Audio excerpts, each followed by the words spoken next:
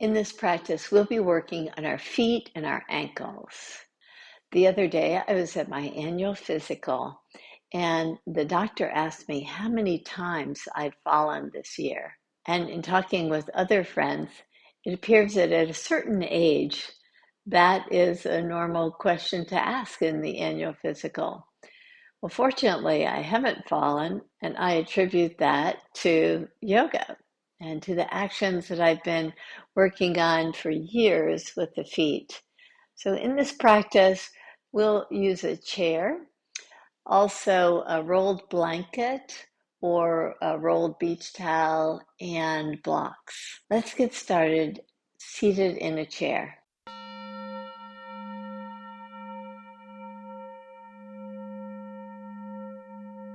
Sitting tall in your chair, take your right ankle just to the outside of your left knee and thread your fingers right between your toes. And sometimes that's a little challenging to do that, to take the base of the fingers right at the webbing and the base of the toes to work together in this. If you take baths frequently, a nice soapy hand between your toes works a lot easier than a dry spread of the toes. So as you just weave your fingers in to get the base of the fingers and the base of the toes in contact with one another, just move the toes forward and back just to get a nice action there. Try to keep the ankle in this neutral form for now. We'll be working to circulate the ankle. As we begin that, circulating the ankle, just keep the fingers in the toes and see if you can spread the fingers while they're in the toes. Just go really slow. We go slow because the toes have worked themselves into the shape over decades, and they're not going to immediately respond by spreading on their own. So we just have to coax them a little bit with these actions. So now pause and just go forward with your toes and way back. So dorsiflexion of the ankle there. And go forward again and see if you can pull them almost like you're creating just a little C shape with your foot. And go back, way back. Again, forward and back. Now let's do that with the other foot. So take your left foot on top of the right knee.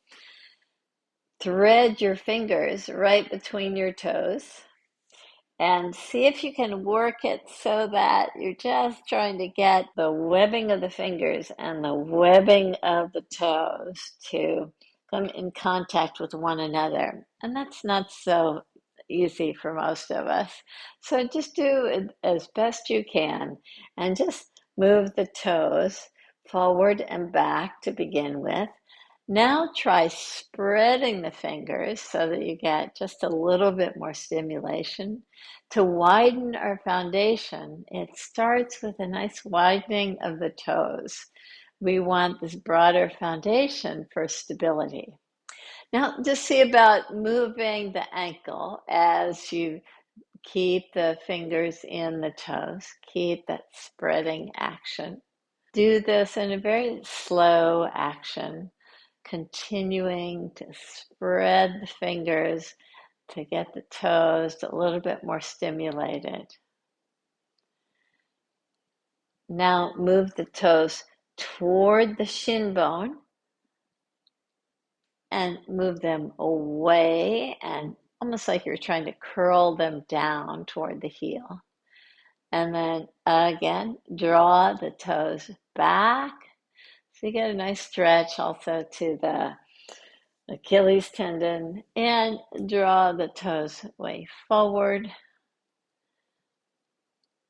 One more time, just draw them back and draw them forward. Now release your left foot. Come to stand. And in your standing position, you can use your chair. Take your hands to your chair seat. Draw your right foot back and give it quite a stretch through the top of the foot. Press your toes in nicely. Release your right foot and do the same with the left. Just reach back. It might be easier for you to hold on to the top of the chair. If that works for you, that's fine too. Just work the toes, almost like you're trying to push the mat with the toe tips.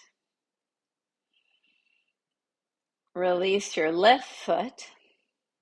Now take your left foot forward. Bend your right knee and step back so that you're in a nice lunge position. Just drop yourself down a little bit more. So now with a little bit more weight bearing in the lunge, you can just get a little bit more dorsiflexion of the right ankle. Work all the toe tips. Step the right foot forward. Take your left foot back. Align your knee nicely as you inch your left toes back.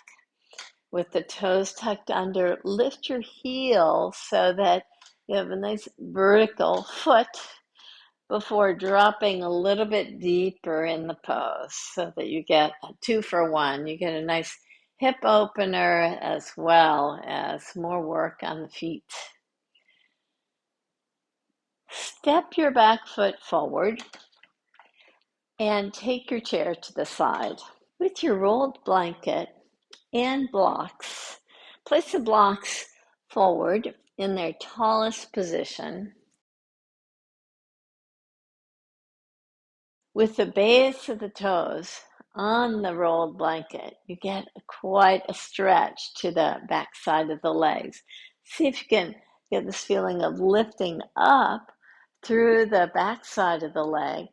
Draw down, and the pelvis wants to go way back, but see if you can put a little bit more weight on the base of the toes so that you keep the spine as elongated as possible.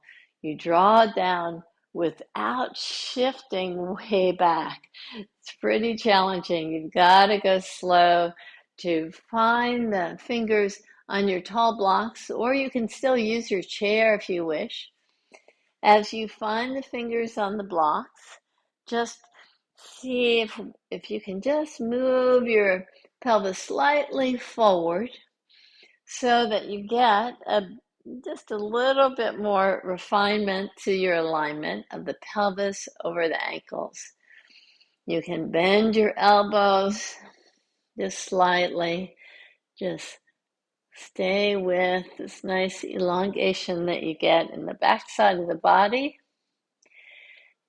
And slowly bend your knees to take your hands to your low back and rise up. It's quite a stretch to the back side of the leg. Now take your heels on top of the rolled blanket. So you're in tiptoe position. Draw your pelvis down, down, down, even more. And just find if you can make your way to a squat position.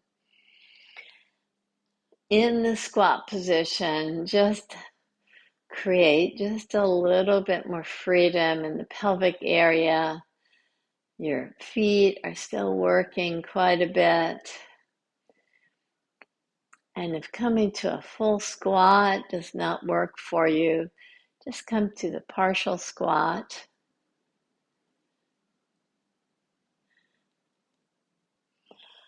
Now release yourself out of the pose by lifting yourself up.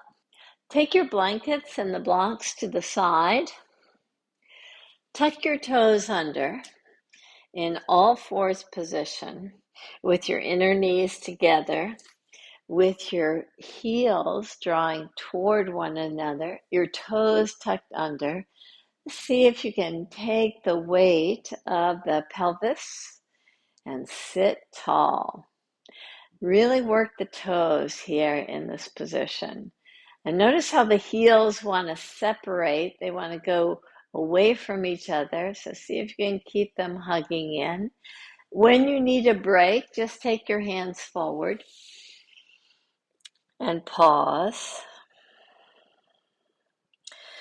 When you're ready, walk your hands back and sit back on the heels. Sit tall.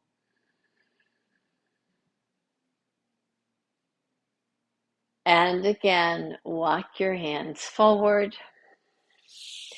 Pause. One more time. I know it's getting a little fiery here to work on your feet in this way, but it really creates a lot of stimulation in the arches that support the feet. Now slowly release your hands down.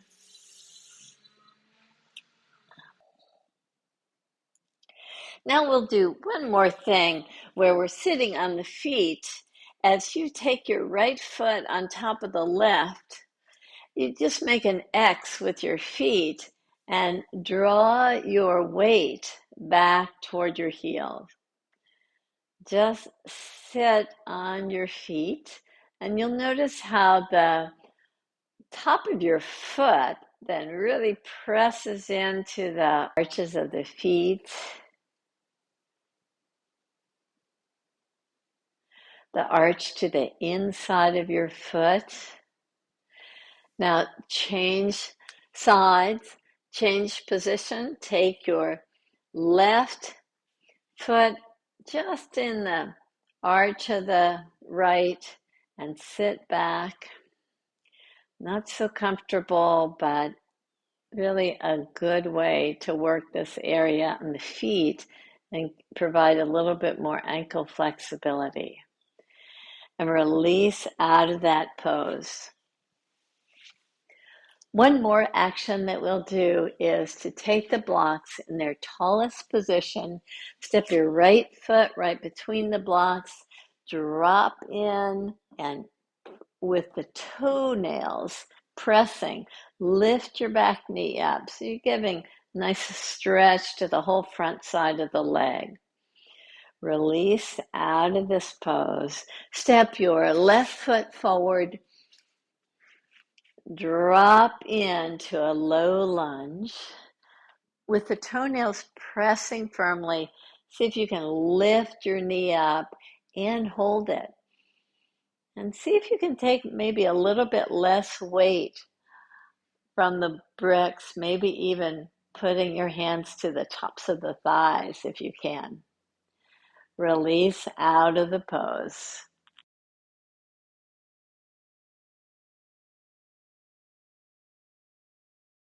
So there you have it. Just a few actions that we can do to spread the foundation to create more stability in our actions.